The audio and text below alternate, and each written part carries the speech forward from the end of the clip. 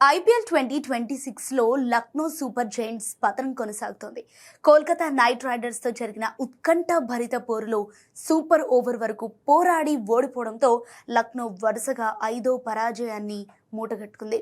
అయితే ఈ మ్యాచ్లో తొలుత బ్యాటింగ్ చేసిన కేకేఆర్ ఒక దశలో 93 పరుగులకి 7 వికెట్లు కోల్పోయి పీకల్లోతు కష్టాల్లో పడింది. అయితే రింకు సింగ్ అండ్ ఒంటరి పోరాటం చేస్తూ 51 బంతుల్లో 7 ఫోర్లు 5 సిక్సర్లతో అజేయంగా 83 పరుగులు చేయడంతో కేకేఆర్ 155 పరుగుల గౌరవప్రదమైన స్కోర్ సాధించింది. లక్ష్య ఛేదనలో లక్నో తడబడిన చివరి బంతికి మహమ్మద్ షమీ సిక్సర్ బాదటంతో మ్యాచ్ డ్రా అయి సూపర్ ఓవర్కు దారితీసింది.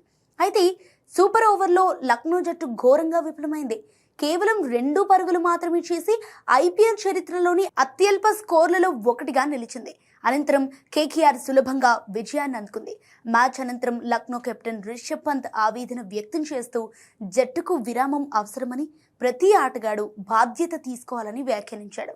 మరోవైపు కేకేఆర్ కెప్టెన్ అజింక్య రెహానా రింకు సింగ్ ఇన్నింగ్స్ను మ్యాచ్ టర్నింగ్ పాయింట్గా అభివర్ణించాడు.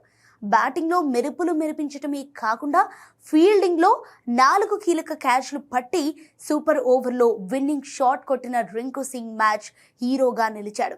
ఇంకా ఈ ఓటమితో లక్నో పాయింట్ల పట్టికలో అట్టడుగు స్థానానికి పడిపోయింది.